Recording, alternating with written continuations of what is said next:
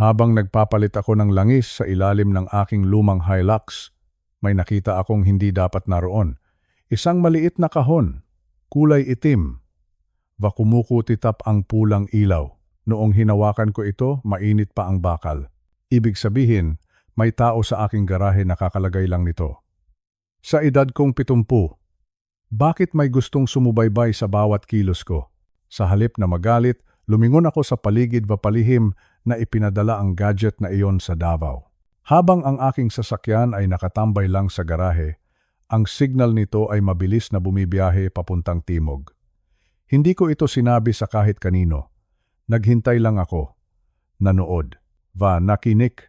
12 oras ang lumipas. Ang telepono ng aking anak na si Paulo ay biglang nagring nang walang hinto. Nakita ko ang kanyang mukha, biglang namutla, para bang nakakita ng multo.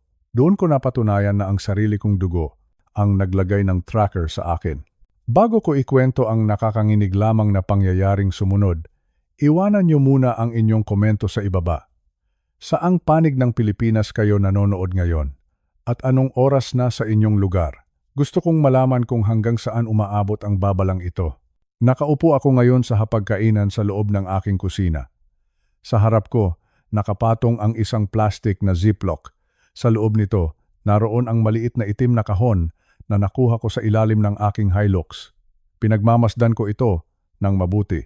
Isang tracker. Isang kagamitan para malaman kung nasaan ako sa bawat sandali. Sino ang gagawa nito sa isang 70 taong gulang na lalaki? Bakit? Bilang isang engineer sa loob ng 40 taon, tinuruan ako ng aking propesyon na huwag magpadala sa emosyon. Sa engineering, kailangan mo ng datos. Kailangan mong suriin ang bawat bahagi ng makina para malaman mo kung nasaan ang sira. Kaya naman, sinimulan kong balikan ang mga nangyari nitong nakaraang linggo. 3 tao lang ang pumasok sa aking garahe nitong nakaraang 7 araw. 3 tao lang ang nagkaroon ng pagkakataong lumapit sa aking sasakyan nang hindi ko namamalayan. Ang una ay si Mang Berting. Siya ang kapitbahay ko sa kabilang dulo ng trangka. 75 taon na si Berting. Mabait na tao, pero sa totoo lang, kahit ang simpleng cellphone na keypad ay nahihirapan na siyang gamitin. Halos hindi na nga siya makakita ng malinaw. Hindi marunong si Berting sa ganitong klaseng high-tech na kagamitan. Imposibleng siya ang nagkabit nito.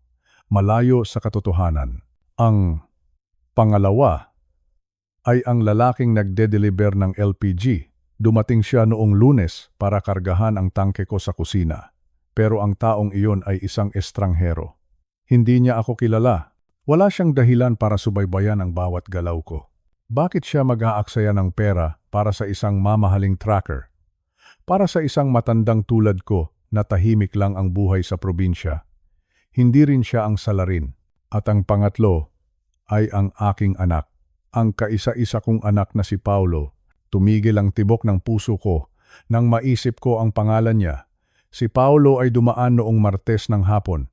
Sabi niya, gusto lang daw niyang tingnan ang mga alagang kabayo. Pero may isang bagay na laging sumasagi sa isip ko.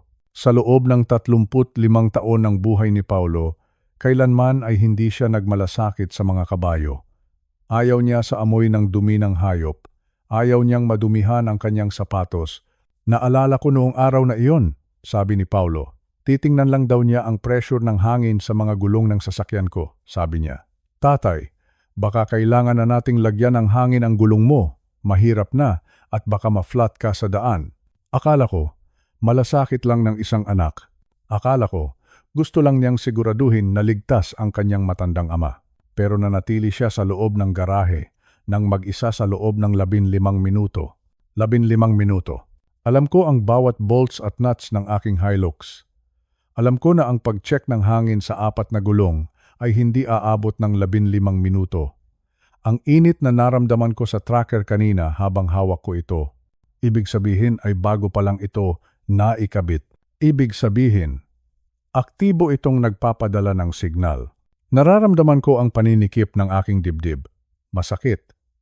Napakasakit isipin na ang sarili mong dugo at laman. Ang taong tinuruan mong magpalit ng langis sa garaheng ito noong bata pa siya ay siyang magtataksil sa iyo. Kinuha ko ang aking cellphone. Tiningnan ko ang pangalan ni Paulo sa aking contacts. Gusto ko siyang tawagan. Gusto ko siyang sigawan. Gusto ko siyang tanungin, Paulo, bakit? Bakit mo ito ginagawa sa tatay mo? Ngunit pinigilan ko ang aking sarili. Sa loob ng 4 na dekada ng paglutas ng mga problema sa makina, may natutunan ako. Huwag kang tatalon sa conclusion ng walang sapat na ebidensya. Obserbahan mo muna ang sistema. Tingnan mo kung saan lalabas ang sira kapag nilagyan mo ito ng pressure. Dahan-dahan kong binuksan ang drawer ng aking mesa sa kusina. Inilagay ko roon ang tracker na nasa loob ng ziplock. Isinara ko ang drawer ng dahan-dahan. Ang aking Hilux ay mananatili sa garahe.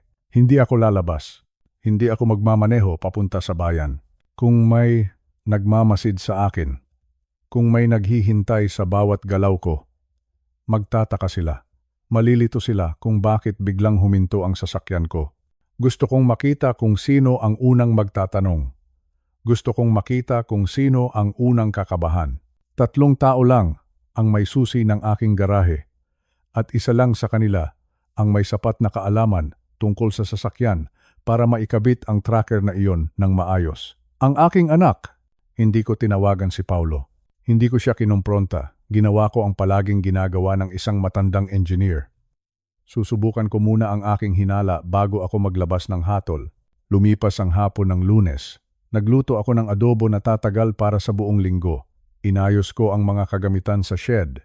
Ginawa ko ang lahat ng mga gawaing bahay para lang huwag umalis. Ang sasakyan ay hindi gumalaw. Ang tracker ay nanatiling tahimik sa loob ng drawer. Eksaktong 2:00 ng hapon, biglang nag-vibrate ang cellphone ko. Si Paulo. Nakahinga ako ng malalim. Heto na. Sinagot ko ang tawag. Tatay, kamusta po?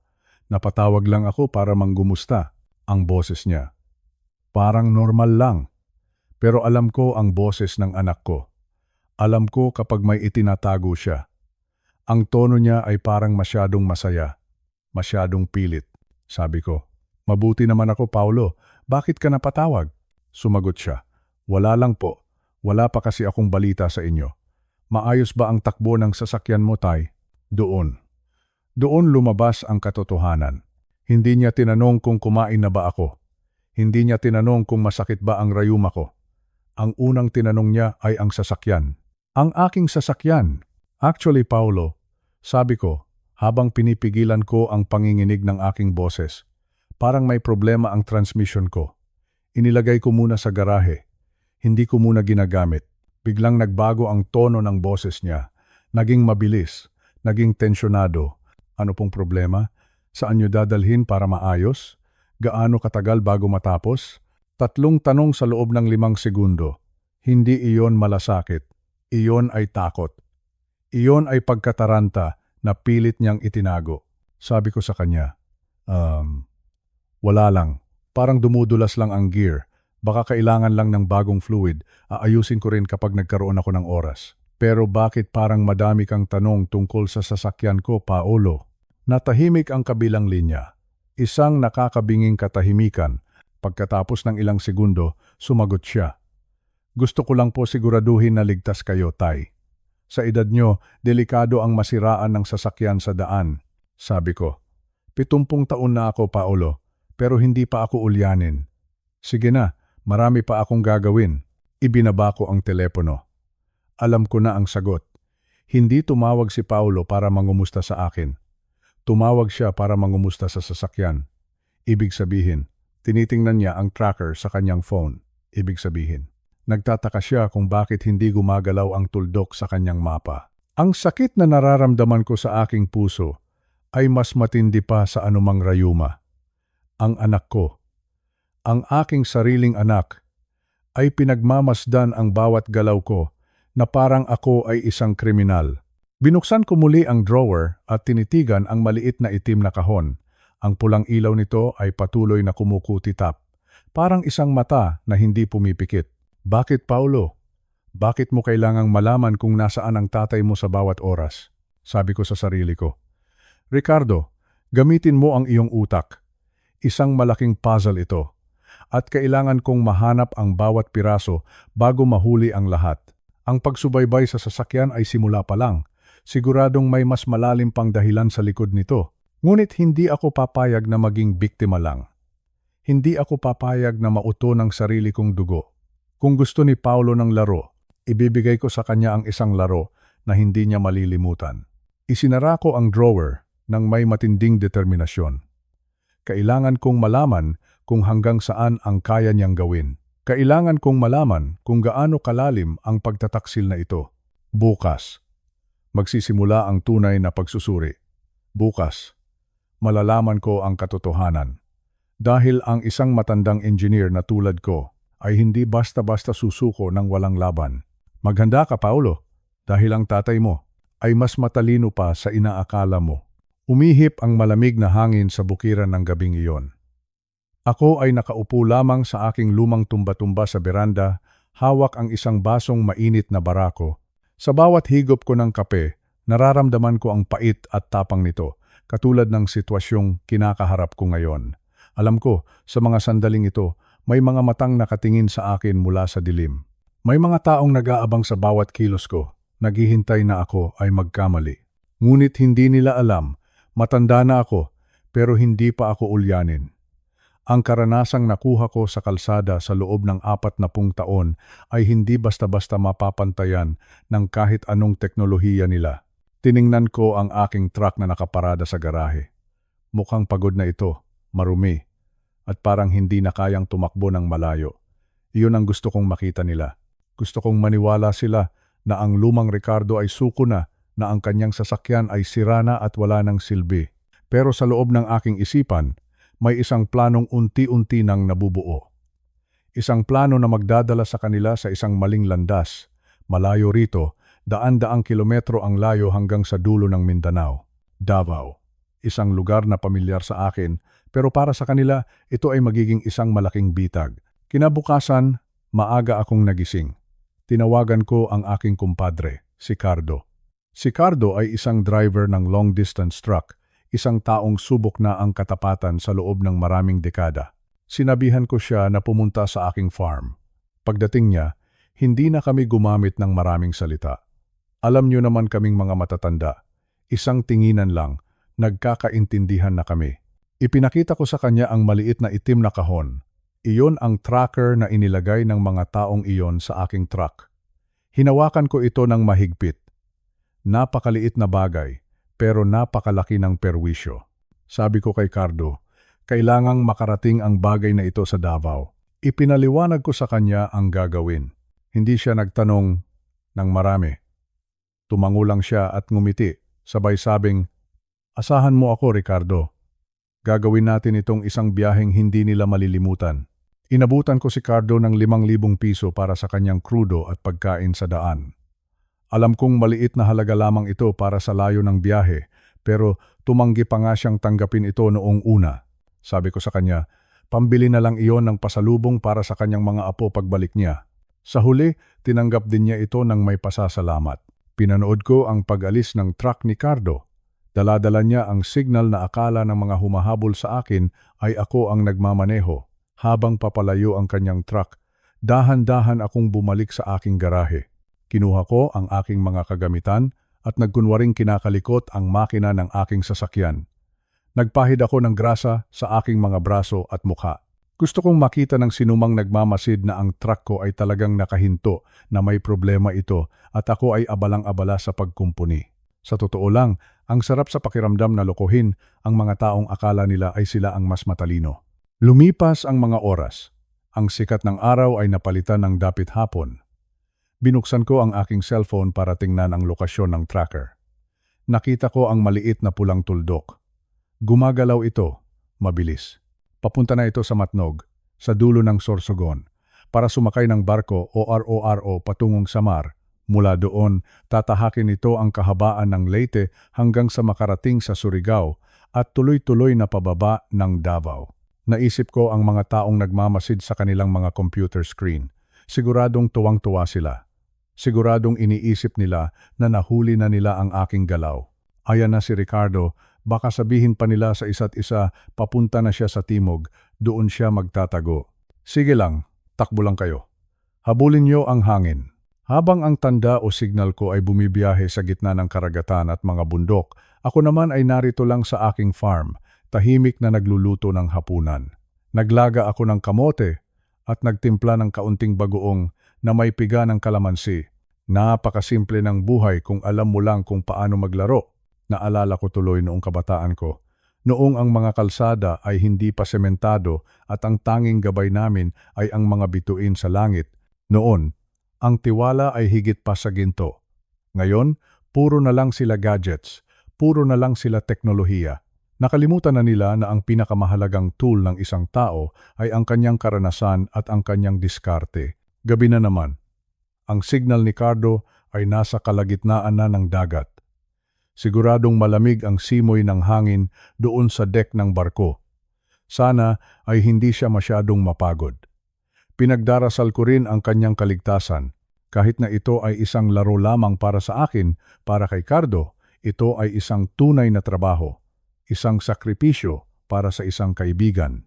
Minsan, napapaisip ako, hanggang kailan ko kaya ito kayang itago? Hanggang kailan ako tatakbo sa mga aninong ito? Pero kapag nakikita ko ang pulang tuldok na iyon na palayo sa aking tahanan, nabubuhayan ako ng loob. Ang layo ng Davao mula rito ay hindi biro.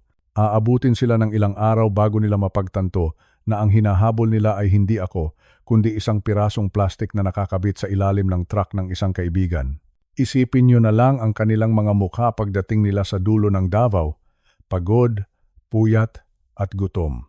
At kapag nakita nila na ang tracker ay nasa loob lang ng isang pampublikong garahe o kaya ay iniwan sa isang terminal ng truck, doon nila malalaman na sila ay nilaro ng isang matanda.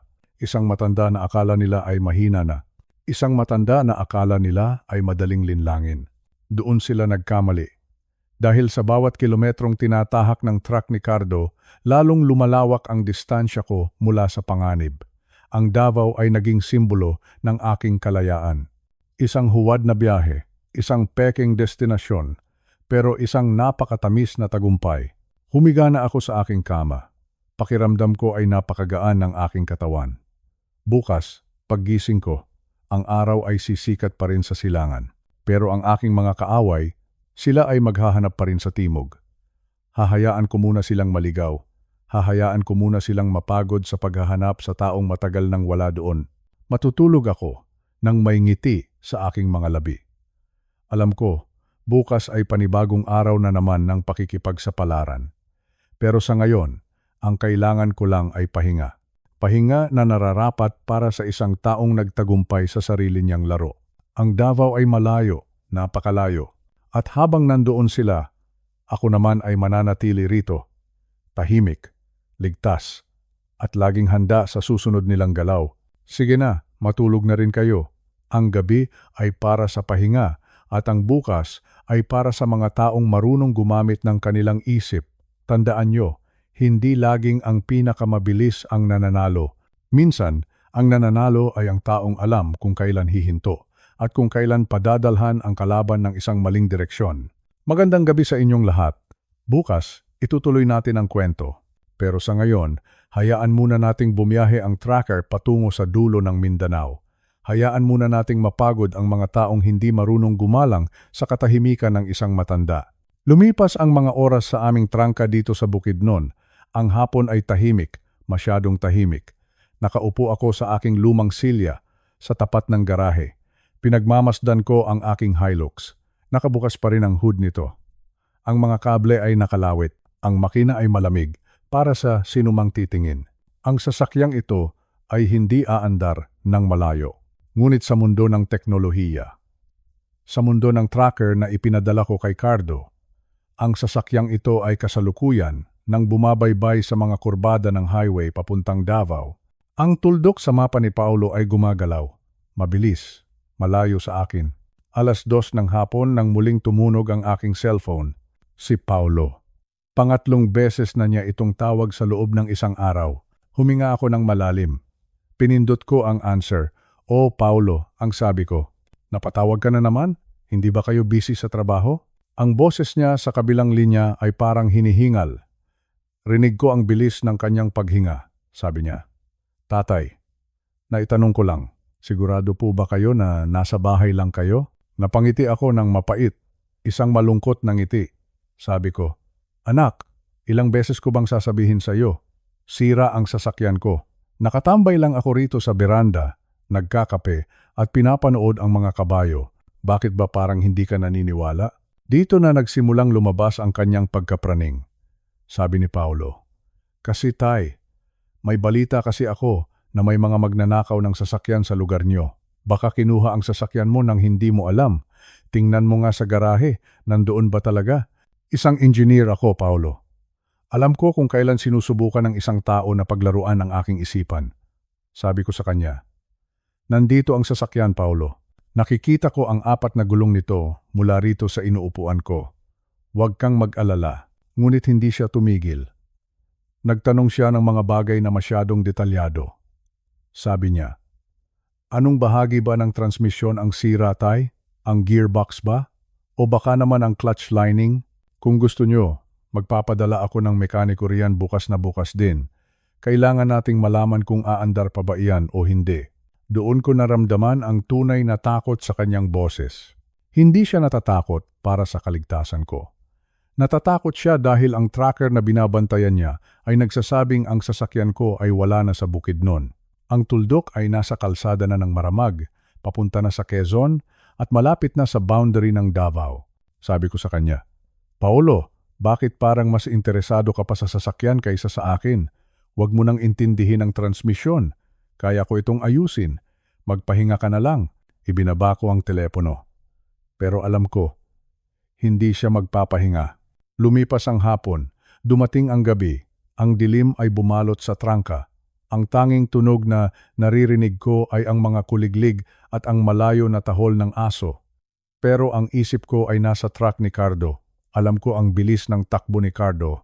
Alam ko na sa oras na ito, malapit na siya sa Davao City. Eksaktong 9:00 ng gabi. Ang telepono ko ay muling nagwala. Hindi lang basta ring, parang isang hiyaw ng tulong ang tunog nito. Pagtingin ko, si Paulo pa rin. Sinagot ko ang tawag. Pero bago pa ako makapagsalita, ang boses ni Paulo ay sumabog sa aking tenga. "Tatay, nasaan ka ba talaga?" Ang kanyang boses ay puno ng galit, puno ng takot, puno ng kabaliwan. Hindi na ito ang boses ng anak ko. Ito ay boses ng isang taong nawawala sa sarili. Sabi ko ng mahinahon, "Nasa bahay ako, Paulo. Kasalukuyan akong naghuhugas ng pinggan pagkatapos maghapunan. Bakit ka ba sumisigaw? Huwag kang magsinungaling." Ang sigaw niya. Nakikita ko na ang sasakyan mo ay nasa Davao na." "Paanong nangyari iyon? Sabi mo sira ang sasakyan mo. Sabi mo nasa garahe ka lang." "Tay, sabihin mo ang totoo. Sino ang nagmamaneho ng Hilux mo?" Natahimik ako. Ang puso ko ay parang pinipiga. Nakikita niya, aminado na siya. Aminado na siya na binabantayan niya ang bawat galaw ko gamit ang tracker na iyon.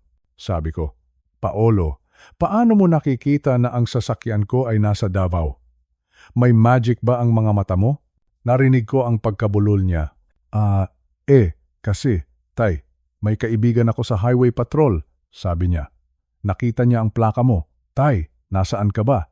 Sa background, narinig ko ang boses ni Maricel. Matalas ang kanyang boses. Sabi niya, "Ibigay mo sa akin ang phone, Paulo. Hindi mo makuha ang tamang sagot." Kinuha ni Maricel ang telepono. Sabi niya, "Tatay Ricardo, sabihin niyo sa amin ang totoo. Nasaan kayo ngayon? Importante ito. May mga dokumento tayong kailangang ayusin bukas ng umaga. Kung wala kayo sa trangka, mawawalan ng saysay ang lahat ng pinagplanuhan namin doon." Doon ko naramdaman ang tunay na lamig. Lahat ng pinagplanuhan namin. Hindi lang ito tungkol sa tracker. Hindi lang ito tungkol sa kung nasaan ako. May mas malalim silang balak, may mga dokumento, may plano silang dalawa ni Maricel na hindi ko alam. Sabi ko kay Maricel, "Maricel, anak, huwag kayong mag-alala. Bukas ng 9:00 ng umaga magkita-kita tayo rito sa trangka, dito sa loob ng aking bahay. Pag-usapan natin ang lahat ng plano nyo." "Sigurado kayo, tay?" ang tanong ni Maricel. Ang boses niya ay parang isang ahas na naghihintay ng biktima. "Diyan lang kayo? Huwag kayong aalis?" "Dito lang ako," sabi ko. "Hindi ako aalis. Hihintayin ko kayo." Ibinaba ko ang telepono. Ang kamay ko ay nanginginig, pero hindi dahil sa takot. Nanginginig ako dahil sa galit.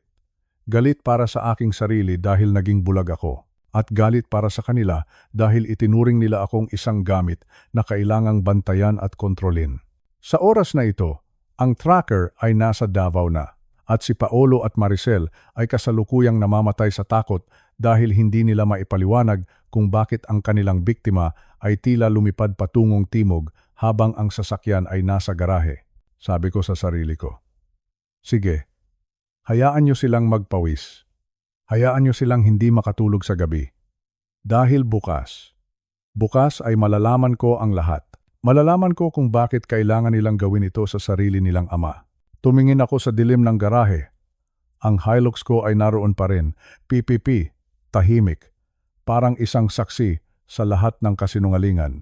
Isang engineer ako, Paulo, at bukas tatapusin ko ang makina ng inyong mga kasinungalingan. Nagtimpla ako ng panibagong tasa ng kape. Kailangan ko ng lakas para sa bukas dahil ang laban na ito ay hindi na tungkol sa tracker. Ito ay laban para sa aking buhay, para sa aking trangka, at para sa aking dignidad. Bukod sa kape, kinuha ko rin ang aking lumang notebook. Sinimulan kong isulat ang lahat ng mga napansin ko, ang mga kakaibang tanong nila, ang mga pagkakataong tinulungan nila ako sa bahay, ang wifi, ang laptop.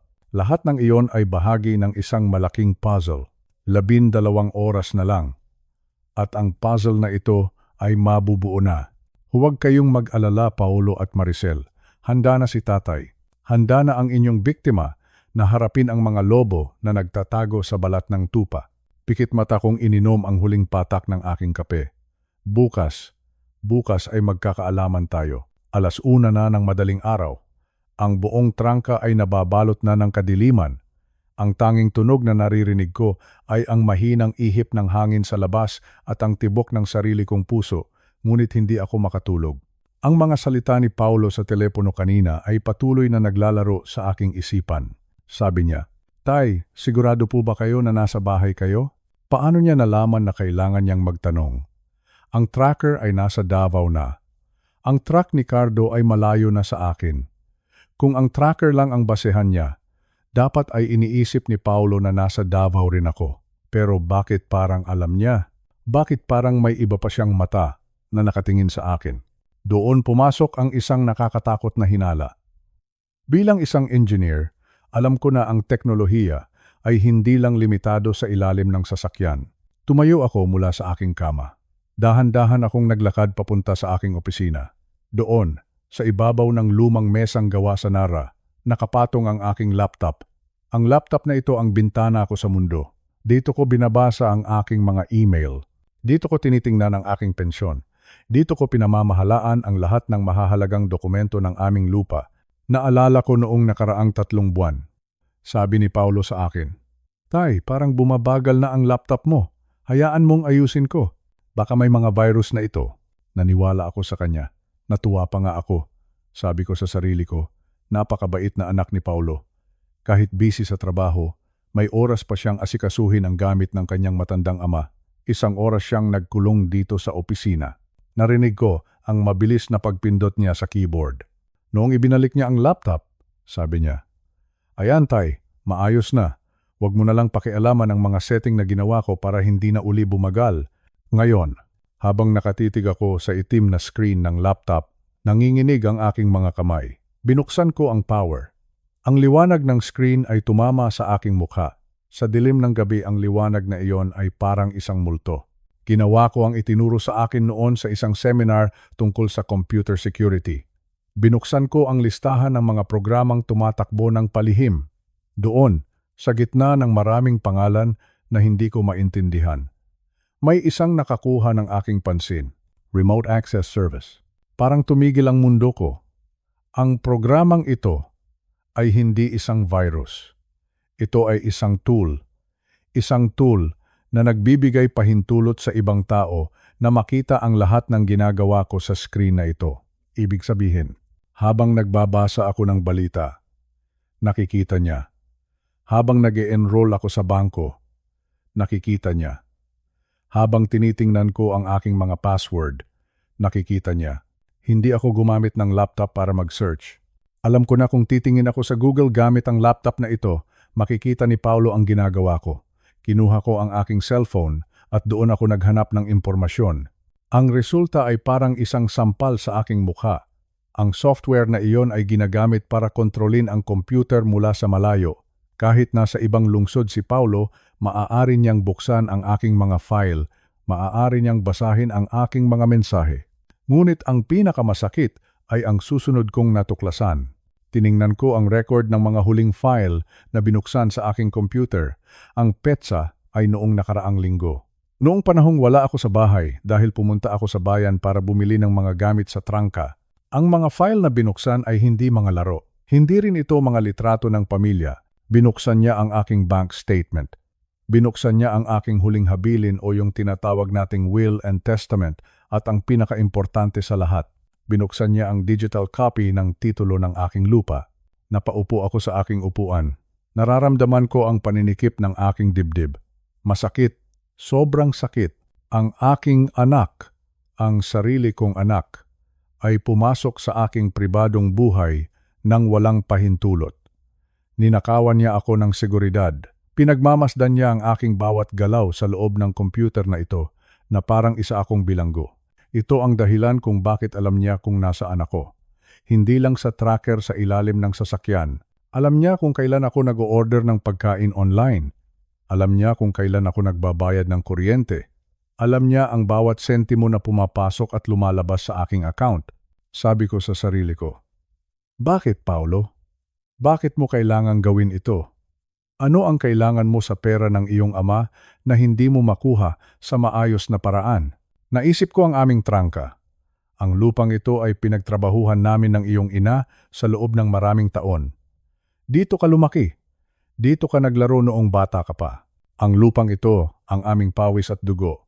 At ngayon, tinitingnan mo ito na parang isang pirasong karne na handa mong lamunin. Gusto ko sanang isara ang laptop at i-format ang lahat. Gusto kong burahin ang bakas ni Paulo sa aking buhay. Pero pinigilan ko ang aking sarili. Isang engineer ako, Ricardo. Huwag kang padalos-dalos. Kung malalaman ni Paulo na natuklasan ko ang software na ito, mag-iiba siya ng plano, magiging mas maingat siya. Kailangan kong manatiling kalmado. Kailangan kong magpanggap na wala akong alam.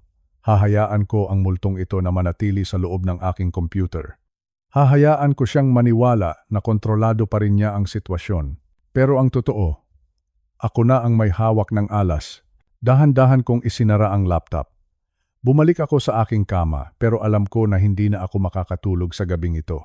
Ang bawat anino sa loob ng aking kwarto ay parang nagpapaalala sa akin ng pagtataksil ng aking anak, Paolo.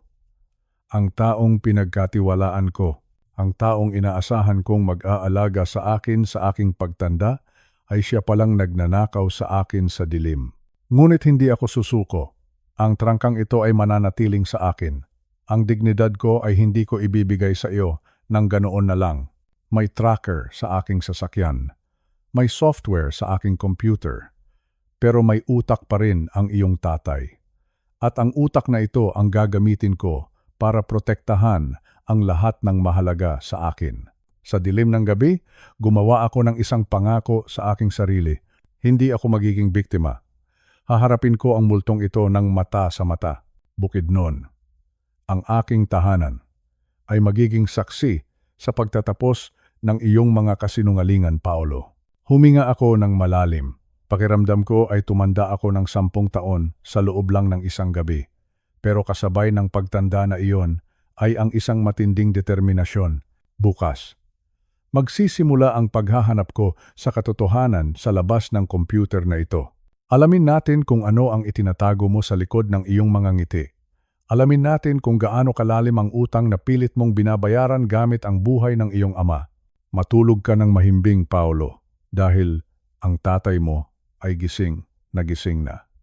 At sa pagkakataong ito, ako na ang nagmamasid sa bawat galaw mo. Madaling araw na naman. Pang-4 na araw na mula nang mahanap ko ang tracker sa ilalim ng aking sasakyan. Ngunit ang gabi na ito ay iba sa lahat. Hindi lang pagtataksil ang nararamdaman ko ngayon. Takot. Isang matinding takot na nanunuot sa aking mga buto. Dahil sa natuklasan ko sa aking laptop kagabi, Alam kong hindi sapat na magtago lang ako. Kailangan kong malaman kung ano talaga ang kayang gawin ng maliit na itim na kahon na iyon. Hindi ako pwedeng gumamit ng sarili kong computer. Alam kong pinapanood ako ni Paulo sa bawat pindot ko sa keyboard. Kaya naman, bago sumikat ang araw, naglakad ako papunta sa bahay ni Mang Berting. Sabi ko sa kanya, "Berting, pasensya ka na at istorbo na naman ako. Sira pa rin ang computer ko at may kailangan lang akong i-search na importante para sa trangka." Si Berting, bilang isang mabuting kaibigan, ay tumango lang. Sabi niya, "Walang anuman, Ricardo. Gamitin mo lang hanggang gusto mo. Magtitimpla lang ako ng kape sa kusina." Umupo ako sa harap ng lumang desktop ni Berting. Nanginginig ang aking mga daliri habang tinitipa ko ang model number ng tracker na kinunan ko ng larawan noon. Ang brand ay hindi pamilyar. Mukhang hindi ito nabibili sa mga ordinaryong tindahan sa mall. Nang lumabas ang resulta sa screen, tumigil ang paghinga ko. Ang nakasulat sa website ng manufacturer ay hindi lang tungkol sa lokasyon. Ang tawag nila sa kagamitang ito ay Advanced Vehicle Control System. Binasa ko ang mga feature nito. GPS tracking, real-time monitoring, at ang huli, ang pinaka nakakakilabot sa lahat, remote engine shut-off and brake control. Remote engine shut-off. Pinindot ko ang link para sa karagdagang impormasyon. May isang video na lumabas. Ipinapakita roon kung paano ginagamit ang device na ito para sa mga kumpanya ng trucking o car rental kung sakaling manakaw ang sasakyan. Sa isang pindot lang sa cellphone app, pwedeng patayin ang makina ng sasakyan kahit tumatakbo ito. Pwedeng ilock ang mga preno. Napanood ko sa video ang isang demo, isang sasakyan na tumatakbo ng mabilis sa highway. Biglang namatay ang makina. Tumitig ang mga gulong. Umikot-ikot ang sasakyan hanggang sa bumangga sa gilid ng daan. Napahawak ako sa aking dibdib. Ang puso ko ay parang gustong tumalon palabas. Naalala ko ang mga tawag ni Paulo nitong mga nakaraang araw. Naalala ko ang mga tanong niya. Sabi niya, "Tay, sigurado po ba kayo na nasa bahay lang kayo?" Sabi niya, "Tay, maayos ba ang takbo ng sasakyan niyo sa highway?" Akala ko, nag-aalala siya. Akala ko, gusto lang niyang siguraduhin na ligtas ang kanyang matandang ama. Ngunit ang totoo, mas malala pa sa inaakala ko. Hindi lang ako sinusubaybayan ni Paulo. May hawak siyang pamatay sa kanyang mga kamay. Isang pindot lang sa kanyang cellphone habang ako ay nagmamaneho sa Sayre Highway, habang mabilis ang takbo ng aking Hilux. Pwedeng patayin ni Paulo ang makina ko. Pwedeng ilock ni Paulo ang aking mga preno. Sa bilis na 80 kilometro bawat oras, sa mga kurbada ng Bukidnon, wala akong kalaban-laban. Magmumukha itong isang aksidente. Sasabihin ng mga tao, matanda na si Ricardo, baka nakatulog sa manibela, o baka naman, biglang nag-fail ang preno ng lumang sasakyan. Walang maghihinala sa kanya. Walang makakaalam. Naramdaman ko ang pagtulo ng luha sa aking mga pisngi. Hindi ito luha ng lungkot. Ito ay luha ng matinding galit at panlulumo. Paolo, ang anak ko. Ang sanggol na binuhat ko noong ipanganak siya. Ang batang tinuruan ko kung paano magbisikleta. Ang lalaking pinag-aral ko para magkaroon ng magandang buhay. Ngayon, handa na siyang patayin ako para lang sa pera. Handa na siyang maging sanhi ng aking kamatayan para lang makuha ang trangkang ito. NT8. Sabi ko sa sarili ko, bakit Paulo?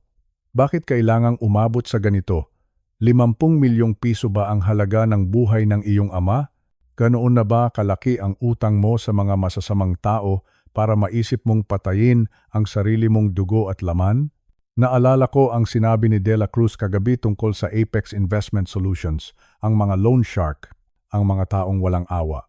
Siguradong tinatakot nila si Paulo, siguradong binabantaan nila ang buhay ni Paulo at ni Maricel. Pero hindi iyon sapat na dahilan. Hindi kailanman magiging sapat na dahilan ang pera para pumatay ng magulang. Bumalik ako sa aming trangka na parang isang bangkay na naglalakad. Ang bawat hakbang ko ay mabigat. Pagdating ko sa garahe, tinitigan ko ang aking Hilux. Ngayon, hindi na lang ito isang sasakyan para sa akin. Ito ay naging isang kabaong na bakal. Isang bitag na inihanda ng sarili kong anak. Pumasok ako sa loob ng bahay at uminom ng tubig. Kailangan kong kumalma. Kailangan kong mag-isip ng malinaw. Isang engineer ako. Sanay ako sa mga komplikadong problema. At ang problemang ito ay ang pinakamahirap na hinarap ko sa buong buhay ko. Ngunit may isang bagay na malinaw sa akin ngayon. Hindi na ako pwedeng maging biktima lang. Hindi ko na pwedeng hintayin na lang na pindutin ni Paolo ang pindutan na iyon. Kung gusto niya ng giyera, ibibigay ko sa kanya ang giyera, pero hindi sa paraang gusto niya. Gagamitin ko ang katotohanan. Gagamitin ko ang lahat ng ebidensya na nakalap ko. Tiningnan ko ang orasan. 10:00 na ng umaga. May 24 na oras na lang ako bago dumating ang mga tauhan ng Apex. At may mas kaunting oras pa bago dumating si Paolo bukas ng umaga para sa sinasabi niyang pag-uusap. Kailangan kong kumilos ng mabilis. Kinuha ko ang aking lumang notebook at sinimulan kong ilista ang aking plano. Una, kailangan kong protektahan ang aking sarili sa batas. Pangalawa, kailangan kong makakuha ng pag-amin mula kay Paolo. Isang pag-amin na hindi niya maitatatwa sa harap ng hustisya. Alam kong mahirap ito. Alam kong masakit ito para sa isang ama. Ang ipakulong ang sariling anak ay isang bagay na hindi ko kailanman ninais. Pero ano ang pagpipilian ko? Ang hayaan siyang maging isang mamamatay tao? Ang hayaan siyang sirain ang kanyang kaluluwa para sa pera? Hindi. Ang pagpigil sa kanya, ang pagpapakulong sa kanya, ay maaaring ang tanging paraan para maligtas siya mula sa kanyang sarili at para maligtas ang aking buhay. Sabi ko sa sarili ko, Ricardo, magpakatatag ka. Para ito sa iyong asawa na nasa langit na. Para ito sa dangal ng inyong pamilya. Huminga ako ng malalim. Kinuha ko ang aking cellphone at dinayal ang numero ni Attorney Santos. Sabi ko, Attorney, kailangan nating magkita ngayon din. May kinalaman ito sa aking buhay. May kinalaman ito sa isang krimen na kasalukuyang nangyayari. Narinig ko ang seryosong boses ni Attorney Santos. Sabi niya, Sige Ricardo, pumunta ka rito sa opisina ko sa loob ng 1 oras. Maghahanda ako. Ibinaba ko ang telepono. Tumingin ako sa litrato ng aking asawa na nakasabit sa dingding. Sabi ko sa kanya ng pabulong, Mahal, gabayan mo ako. Bigyan mo ako ng lakas. Dahil ang ating anak ay naliligaw na ng landas. At kailangan ko siyang pigilan bago ang lahat ay maging huli na. Lumabas ako ng bahay at sumakay sa aking Hilux. Pero bago ko paandarin ang makina, tiningnan ko muli ang ilalim ng sasakyan. Alam kong wala na roon ang tracker. Alam kong ligtas na ang makina ko sa ngayon. Pero ang takot sa aking puso ay hindi basta-basta mawawala. Pinaandar ko ang sasakyan at dahan-dahang lumabas ng trangka habang binabagtas ko ang daan papunta sa bayan. Bawat segundo ay parang 1 taon. Bawat sasakyan na nakakasabay ko ay tinitingnan ko ng may hinala, pero hindi ako susuko. Ang katotohanan ang aking magiging kalasag at ang hustisya ang aking magiging sandata. Paolo, Maricel, maghanda kayo. Dahil ang tatay na inakala ninyong mahina at madaling lokohin ay ang siyang tatapos sa inyong mga masasamang balak. Hindi nyo makukuha ang trangkang ito. At higit sa lahat, hindi nyo makukuha ang aking buhay. Dahil ang isang engineer na tulad ko ay laging may backup plan. At ang planong iyon ay magsisimula na ngayon. Mabigat ang mga hakbang ni Ricardo habang naglalakad siya sa pasilyo ng opisina ni Attorney Mendoza. Ang amoy ng lumang papel at kape ay tila sumasakal sa kanya. Sa labas, ramdam ang init ng araw ng Maynila, ngunit sa loob ng silid na iyon, tila ba dahan-dahang naninigas ang kanyang buong katawan. Si Ricardo, isang lalaking halos 70 taon na ang edad, ay sanay sa hirap ng pagbubukid sa kanilang probinsya. Ang kanyang mga kamay ay magaspang, saksi sa ilang dekadang pagtatanim at pag-aani upang itaguyod ang kanyang pamilya. Ngunit sa araw na ito, hindi ang pagod sa bukid ang nagpapahina sa kanya, kundi ang bigat ng katotohanang malapit na niyang malaman. Naupo siya sa harap ng lamesa ng abogado. Si Attorney Mendoza ay matagal na niyang kakilala, isang taong pinagkakatiwalaan niya pagdating sa mga usaping legal ng kanilang maliit na lupa. Inayos ng abogado ang kanyang salamin at bumuntong hinala. May inilapag siyang isang makapal na folder sa harap ni Ricardo. Ricardo, kaibigan, kailangan nating pag-usapan ito ng seryoso simula ng abogado. Ang kanyang boses ay puno ng pag-aalala, isang tono na hindi ninais ni Ricardo na marinig kailanman. Dahan-dahang binuksan ni Ricardo ang folder. Ang unang tumambad sa kanya ay isang dokumento na may titulong Special Power of Attorney o SPA. Nanliit ang kanyang mga mata. Binasa niya ang bawat salita kahit na tila lumalabo ang kanyang paningin dahil sa kaba. Nakalagay doon na binibigyan niya ng buong kapangyarihan ang kanyang anak na si Paulo at ang manugang niyang si Sofia na gamitin, ibenta o isangla ang kanyang lupain sa probinsya. Napahawak si Ricardo sa kanyang dibdib. Hindi ako pumirma rito, bulong niya sa sarili. Kailanman ay hindi ko ibibigay ang kapangyarihang ito sa kahit na sino. Ang lupang iyan ay pamana pa ng aking mga magulang. Iyan ang buhay ko. Tumingin siya sa dulo ng pahina. Doon, nakita niya ang isang lagda, Ricardo Severino. Mukhang-mukha itong pirma niya. Ang bawat kurba, ang bawat tuldok ay tila ginaya ng buong ingat. Ngunit alam ni Ricardo ang sarili niyang kamay. Alam niya na ang pirma sa papel na iyon ay isang kasinungalingan. Isang malaking kasinungalingan. Peke ito, attorney, sabi ni Ricardo. Ang kanyang boses ay nanginginig sa galit at pait. Peke ang pirma na ito. Dinaya nila ako. Dinaya ako ng sarili kong anak. Tumango si Attorney Mendoza, tila inaasahan na ang reaksyong iyon. Iyan din ang hinala ko, Ricardo, pero mas malala pa ang kasunod nito. Gamit ang peking dokumentong ito, nakakuha sila ng malaking loan o utang mula sa isang organisasyon. Muling nagbukas ng isa pang pahina ang abogado. Doon ay nakalagay ang halaga ng utang, 15 milyong piso. 15 milyon. Nalaglag ang puso ni Ricardo. Sa buong buhay niya bilang isang magsasaka, kailanman ay hindi siya nakahawak ng ganoong kalaking halaga. Ang 15 milyong piso ay higit pa sa halaga ng buong lupain na pinaghirapan niya ng ilang dekada. At ang masakit, ang kanyang lupa ang lupang kinatatayuan ng kanilang lumang bahay.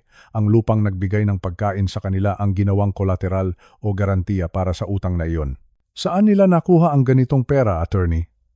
Tanong ni Ricardo, habang pilit na pinapakalma ang kanyang sarili. Hindi ito sa bangko, Ricardo, paliwanag ni Attorney Mendoza. Kinuha nila ang pera sa isang kumpanya ng pautang na kasalukuyang iniimbestigahan ng mga awtoridad. Mga loan shark sila, ika nga, mga taong walang awa kung maningil. Ang grupong ito ay kilala sa paggamit ng dahas at pananakot para makuha ang gusto nila. Nanlamig ang mga kamay ni Ricardo. Naisip niya si Paulo, ang kanyang kaisa-isang anak na lalaki. Naalala niya noong bata pa ito, noong tinuturuan niya itong magtanim ng palay sa ilalim ng sikat ng araw. Noon, si Paulo ay isang mabait na bata. Ngunit nang makatapos ito at makapag-asawa kay Sofia, tila unti-unting nagbago ang ihip ng hangin. Naging gahaman sila, naging mainipin sa yaman. Gusto nila ng mabilisang pera, ng marangyang buhay sa lungsod na hindi naman nila kayang tustusan. Bakit nila nagawa ito sa akin? Tanong ni Ricardo sa kawalan. Ako ang ama niya. Ako ang nagpalaki sa kanya. Sa kanyang isip, muling narinig ni Ricardo ang boses ni Sofia, ang kanyang manugang. Palagi itong nagrereklamo tungkol sa kakulangan ng pera. Palaging nagtutulak kay Paolo na kumuha ng mas malaking bahagi sa kinikita ng bukid. Ngayon, malinaw na ang lahat. Sila ang may gawa nito. Pinlano nila ang lahat. Pinalsipika ang kanyang pirma, kumuha ng milyon-milyong utang at iniwan siyang nakabaon sa panganib. Ipinaliwanag pa ni Attorney Mendoza na sa kasalukuyan, si Ricardo ang itinuturing na tsuong ngayvat o ang tanging hadlang sa kanilang plano. Dahil buhay pa si Ricardo at siya pa rin ang opisyal na may-ari ng lupa sa mata ng batas, hindi pa lubos na maibebenta ni na Paulo at Sofia ang ari-arian. Ngunit dahil may utang na 15 milyon, ang mga nagpautang ay naghihintay na lamang ng pagkakataon. Sa madaling salita, Ricardo, wika ng abogado, hanggat nandyan ka, hindi nila lubos na makukuha ang lupa. Pero dahil sa laki ng utang na iyan, ang mga loan shark ay magsisimula ng panggigipit. At natitiyak ko, gagawin ni na Paulo ang lahat para mapilitan kang sumuko. Naramdaman ni Ricardo ang isang uri ng pagod na hindi kayang lunasan ng tulog. Ito ay pagod ng kaluluwa. Ang sarili niyang dugo at laman ay nagnanais na mawala siya sa landas. Para sa kanila, Siya ay hindi na isang ama, kundi isang balakid, isang hadlang sa kanilang kayamanan. Masakit, bulong ni Ricardo. Napakasakit na isipin na ang sarili mong anak ay hinihiling na sana ay wala ka na. Tumayo siya mula sa upuan, ngunit naramdaman niya ang pagkahilo. Kinailangan niyang humawak sa gilid ng lamesa. Anong kailangan kong gawin, attorney? Hindi ko maaaring hayaan na makuha nila ang lupa. Iyan ang tanging alaala ng aking mga ninuno. Kailangan nating magsampa ng kaso, Ricardo, sagot ni Mendoza. Kailangan nating patunayan na peke ang mga dokumentong iyon, pero magiging mahabang laban ito at mapanganib dahil sa mga taong kinasangkutan ni na Paolo. Tumango si Ricardo. Alam niyang hindi na siya ang dating malakas na lalaki na kayang magbungkal ng lupa maghapon. Ngunit sa loob niya, may isang apoy na muling nag-alab. Ang apoy ng katarungan, hindi lamang ito tungkol sa lupa, tungkol ito sa katotohanan. Tungkol ito sa dangal na binalahura ng sarili niyang pamilya. Habang lumalabas siya ng opisina, tinitigan niya ang mga tao sa paligid, ang mga kabataan na nagmamadali, ang mga sasakyang walang tigil ang busina, tila walang pakialam ang mundo sa kanyang pighati. Ngunit para kay Ricardo, nagbago na ang lahat. 15 milyong piso, muli niyang sambit sa isip. Isang halaga na nagbura sa pagmamahal ng isang anak sa kanyang ama. Naglakad siya patungo sa simbahan ng Quiapo na hindi kalayuan sa opisina ng abogado. Doon, sa gitna ng maraming tao, lumuhod siya at nanalangin. Hindi siya humingi ng yaman. Hindi siya humingi ng ganti. Humingi siya ng lakas. Lakas para harapin ang katotohanan na ang kanyang tahanan ay hindi naligtas. Lakas para tanggapin na ang anak na kanyang inalagaan ay siya ring magtatraidor sa kanya. Patawarin mo sila, Panginoon, bulong niya habang tumutulo ang luha. Ngunit kailangan kong ipaglaban ang tama. Sa mga sandaling iyon, naramdaman ni Ricardo ang bigat ng 15 milyong piso sa kanyang balikat kahit wala siyang ni isang kusing nito sa kanyang bulsa. Ang utang na iyon ay hindi lamang sa pera. Ito ay utang sa dangal, utang sa pamilya at utang sa lupang nagbigay sa kanila ng buhay. Ang mga pekeng kontrata ay hindi lamang mga pirasong papel. Para kay Ricardo, ang mga ito ay mga kutsilyo na itinarak sa kanyang likuran. At ang pinakamasakit sa lahat, ang humahawak ng kutsilyo ay ang taong tinawag niyang anak sa loob ng maraming taon. Ngunit hindi pa tapos ang laban. Habang may hininga pa si Ricardo, hindi niya hahayaan na ang kasinungalingan ang maghari. Alam niya na siya ang hadlang at handa siyang manatiling hadlang hanggang sa huling sandali ng kanyang buhay. Sapagkat ang lupa ay hindi lamang ari-arian. Ito ay ang kanyang kaluluwa. At ang kaluluwa ay hindi maaaring pirmahan, isangla o ibenta ng kahit na sino. Dahan-dahan siyang tumayo mula sa pagkakaluhod. Pinunasan niya ang kanyang mga mata. Sa kanyang paglabas ng simbahan, mas matatag na ang kanyang tindig. Ang 15 milyong piso at ang mga peking papel ay simula pa lamang ng isang unos. Ngunit si Ricardo Severino, ang magsasaka mula sa probinsya, ay hindi basta-basta matitumba. Siya ay ama. Siya ay may-ari ng lupa. At siya ang tanging taong nakatayo sa pagitan ng kasakiman at ng kanyang pamana. Ang laban ay nagsisimula pa lamang. Isang laban na hindi niya inakalang kakaharapin niya sa kanyang pagtanda. Ngunit isang laban na hindi niya uurungan. Madilim na naman ang paligid ng aming trangka dito sa Bukidnon. Ang tanging maririnig mo ay ang mahinang huni ng mga kuliglig at ang malayo na tahol ng mga aso. Nakaupo ako sa aking opisina. Hawak ko ang aking lumang notebook, ngunit ang aking paningin ay malayo. Malayo sa mga pahinang nasa harap ko. Ang mga sinabi ni Attorney Santos kanina tungkol sa huwad na pirma at sa utang na 15 milyong piso ay tila isang malaking bato na nakadagan sa aking dibdib. 15 milyong piso. Saan kinuha ni Paulo ang ganoon kalaking halaga? At bakit? Alam ko na hindi sapat ang mga dokumentong legal. Kailangan kong malaman ang buong katotohanan. Kailangan kong malaman kung ano ang nangyari sa aking anak sa likod ng aking mga mata. Kaya naman, kinuha ko ang aking cellphone. Hinanap ko ang isang numero na matagal ko nang hindi tinatawagan, De La Cruz. Si De La Cruz ay isang retiradong hepe ng mga investigador. Sabay kaming tumanda. Sabay kaming dumaan sa maraming hirap noong aming kabataan. Siya ang taong may mga mata at tenga sa bawat sulok ng aming lalawigan. Kung may isang tao na makakapagsabi sa akin ng katotohanan, siya iyon. 2:00 na ng madaling araw nang magring ang kanyang telepono. Sa ikatlong ring, sumagot siya. Ang boses niya ay paos at puno ng antok. Sabi niya, "Sino ito? Alam mo bang anong oras na?" Sabi ko ng mahinahon, "Dela Cruz. Si Ricardo ito. Pasensya ka na kung naistorbo kita sa ganitong oras." Natahimik ang kabilang linya ng ilang segundo. Pagkatapos, narinig ko ang pag-ayos niya ng upo. Sabi niya, "Ricardo, mabuti at napatawag ka. Pero alam ko, hindi ka tatawag sa akin ng ganitong oras kung walang malalim na dahilan. Ano ang problema?" Sabi ko sa kanya, "Kailangan kong ipaimbestiga ang aking anak, si Paulo. Kailangan kong malaman ang lahat tungkol sa kanyang utang. May kinalaman ito sa isang kumpanya na tinatawag na Apex Investment Solutions."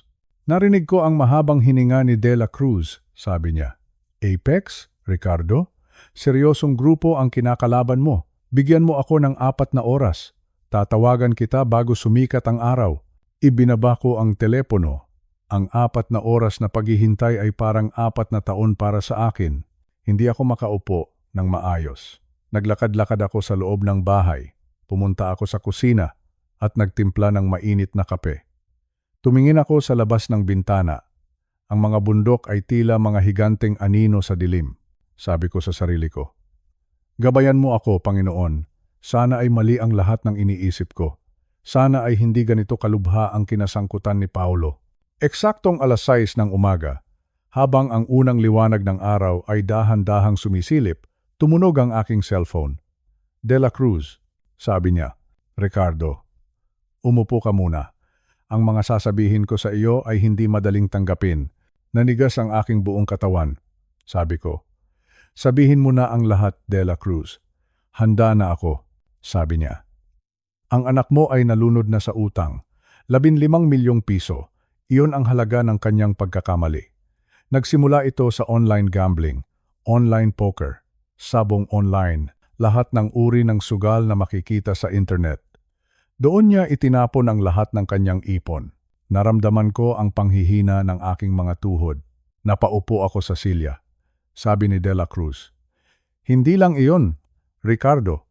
Sumubok din siya sa tinatawag na crypto trading.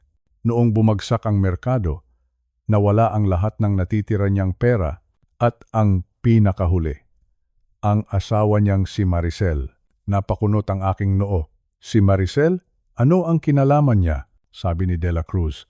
"Nagpa-opera si Maricel. Maraming operasyon para sa pagpapaganda na hindi naman sakop ng insurance sa isang mamahaling klinika sa lungsod. Doon napunta ang huling sentimo na hiniram nila. Sila ay nalubog na sa putik, Ricardo." At sa desperasyon ni Paulo, lumapit siya sa Apex Investment Solutions. "Sino ba talaga ang mga taong iyan?" ang tanong ko.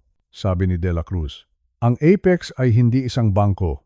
Sila ay mga loan shark na nakamaskara. Sila ay mga taong walang konsensya. Kapag hindi ka nakapagbayad sa kanila, hindi ka lang nila idedemanda. Sila ay nananakit. At ang pinakamasama rito, Ricardo, nalaman ko ang balita mula sa loob ng kanilang kumpanya." Tumigil si Dela Cruz ng sandali. Nararamdaman ko ang panginginig ng kanyang boses. Sabi niya, "Binigyan nila si Paulo ng huling babala. 2 araw na lang, 2 araw para ibigay ang trangka mo sa kanila. Kung hindi, gagawa sila ng paraan para makuha ang kanilang tinatawag na collateral." Nang hina ang aking boses. "Ang collateral, ang lupang ito. Pero paano nila makukuha kung buhay pa ako?" Doon naging malamig at direkta ang boses ni Dela Cruz. Sabi niya, "Iyon ang dahilan kung bakit may tracker sa sasakyan mo, Ricardo. Iyon ang dahilan kung bakit may software sa computer mo. Pinapanood ka nila. At ayon sa aking source, ang utos ng Apex ay simple lang," sabi ni Dela Cruz. "Kailangan nilang alisin ang anumang hadlang para maging malinis ang pagkuha sa trangka at sa kasong ito. Ikaw ang hadlang. Ricardo." Natahimik ako. Parang tumigil ang pag-ikot ng mundo. Ang aking anak, ang aking sariling dugo, ay pinayagan ang mga taong ito na subaybayan ako upang ako ay makuha sa madaling paraan? Sabi ko ng pabulong. Ibig mong sabihin, papatayin nila ako? Sabi ni De La Cruz. Sa kanila, negosyo lang ito. Isang aksidente sa daan, isang biglaang pagkakasakit. Maraming paraan para mawala ang isang matanda na 70 taon na. Ricardo, kailangan mong lumikas. Ngayon din, pumunta ka rito sa amin. Dito ka magtago. Huminga ako ng malalim. Tiningnan ko ang paligid ng aking opisina. Tiningnan ko ang aking mga kamay na marami ng kulubot. Ang mga kamay na ito ang nagtaguyod sa pamilyang ito. Ang mga kamay na ito ang nagtanim sa lupang ito. Sabi ko kay De La Cruz, hindi ako tatakbo, kaibigan. Salamat sa impormasyon. Ngayon ay alam ko na ang lahat. Alam ko na kung bakit kailangang mangyari ang lahat ng ito. Ricardo, delikado ang sinasabi mo. Ang sigaw ni De La Cruz. Hindi mo sila kaya ng mag-isa. Sabi ko nang may matinding determinasyon. Hindi ako mag-isa, De La Cruz. Kasama ko ang katotohanan at kasama ko ang alaala ng aking asawa. Hindi ko hahayaan na ang trangkang ito, ang huling alaala ng aming pagmamahalan, ay mapunta sa mga kriminal dahil sa kahangalan ng aking anak. Ibinaba ko ang telepono. Tumayo ako at lumabas sa beranda. Ang araw ay mataas na sa langit. Ang hangin ng Bukidnon ay sariwa at malamig.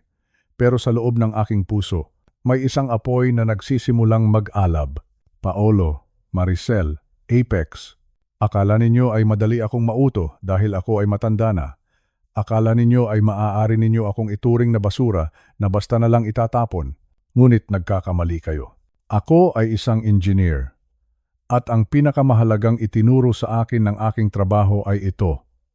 Kapag ang isang istruktura ay may sira, kailangan mo itong ayusin bago ito gumuho. At kung ang sira ay hindi na kayang ayusin, kailangan mo itong gibain upang makapagsimulang muli. Mayroon na lang akong 48 oras. 2 araw para tapusin ang lahat ng ito. Pumasok ako sa loob ng bahay at kinuha ang aking mga gamit. Hindi ako magtatago. Sa halip, maghahanda ako. Inihanda ko ang aking mga kamera.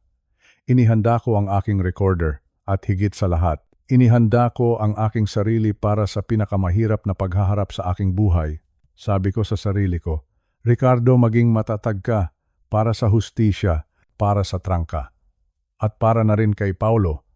Dahil kung hindi ko siya pipigilan ngayon, tuluyan na siyang kakainin ng dilim. Huminga ako ng malalim at tumingin sa malayo. Ang laban ay magsisimula na. At sa pagkakataong ito, ako ang gagawa ng mga patakaran. Walang tracker na makakatakas. Walang software na makakapagtago. Ang katotohanan ay lilitaw. At sa huli, ang trangka ay mananatiling malaya. Dahan-dahan akong pumasok sa loob ng garahe. Tinitigan ko ang aking Hilux. Ngumiti ako ng bahagya. Maghanda kayo. Dahil ang matandang engineer ay may huling proyekto na kailangang tapusin, Sabado ng umaga. Ito na ang araw na itinakda ko. Ang hangin sa aming trangka ay malamig, pero ang aking mga palad ay basa ng pawis. Sa loob ng 3 oras bago sumikat ang araw, palihim kong inihanda ang lahat. 4 na maliliit na kamera ang ikinabit ko sa iba't ibang sulok ng sala. Ang isa ay nakatago sa likod ng mga lumang libro ng aking asawa. Ang isa naman ay nasa loob ng orasan sa dingding. Lahat ng ito ay konektado sa aking bagong laptop. Gusto kong makita ang bawat reaksyon, ang bawat kasinungalingan, at ang bawat pag-amin. Tinawagan ko rin ang NBI. Sinabi ko kay Agent Martinez, narito na ang oras. Magtago kayo sa kusina. Huwag kayong lalabas hanggat hindi ko ibinibigay ang senyales. Eksaktong 9:00 ng umaga, narinig ko ang tunog ng sasakyan. Dumating si Paulo kasama si Maricel. Pagpasok pa lang nila sa pinto, ramdam ko na ang bigat ng kanilang dala. Si Paulo, hindi makatingin ng diretso sa aking mga mata. Si Maricel naman, masyadong tuwid ang tayo para bang handang makipaglaban. Pinaupo ko sila sa sofa. Sabi ko sa kanila ng mahinahon, salamat at dumating kayo. Pag-usapan na natin ang plano nyo. Nagsimulang magsalita si Maricel. Sabi niya, Tatay Ricardo, kailangan nyo nang pirmahan ang mga dokumentong ito para ito sa kaligtasan ng trangka. May mga masasamang tao na gustong kumuha nito Tiningnan ko si Paulo. Sabi ko, "Anak, bago ko pirmahan ang kahit ano, gusto ko lang itanong, bakit may tracker sa ilalim ng Hilux ko? At bakit may kill switch ito na pwedeng pumatay sa makina ko habang tumatakbo ako sa highway?" Biglang natahimik ang buong sala. Si Paulo ay tila nawalan ng hininga. Ang kanyang mukha ay naging kasing puti ng papel. Tay, hindi ko alam ang sinasabi niyo, ang lapbap niyang sagot.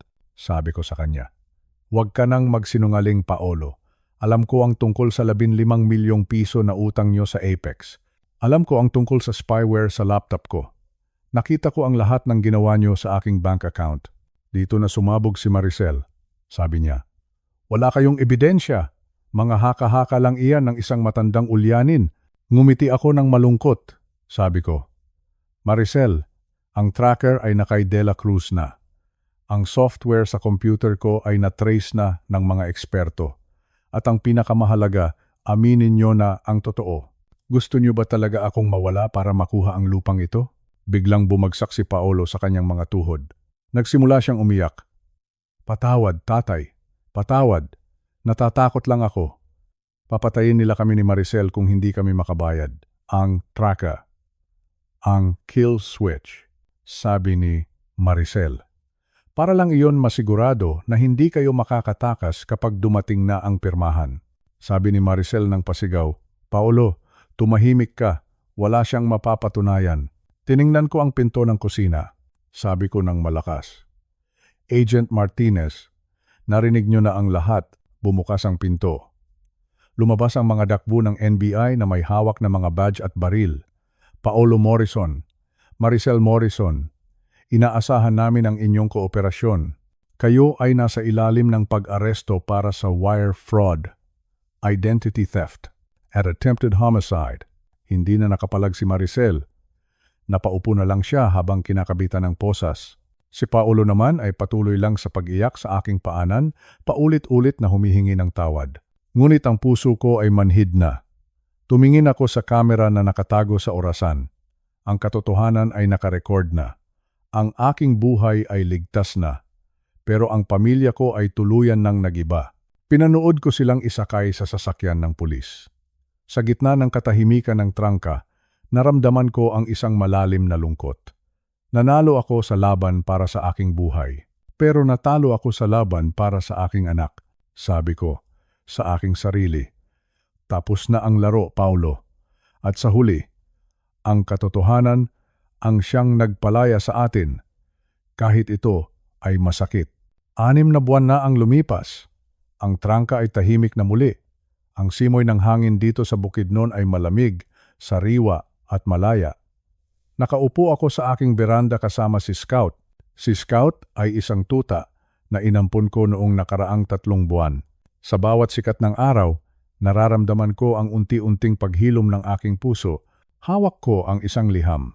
Ito ang ika-5 sulat na ipinadala ni Paulo mula sa loob ng kulungan. Ang unang 4 na sulat ay nananatiling sarado sa loob ng aking drawer. Ngunit ang isang ito, binuksan ko.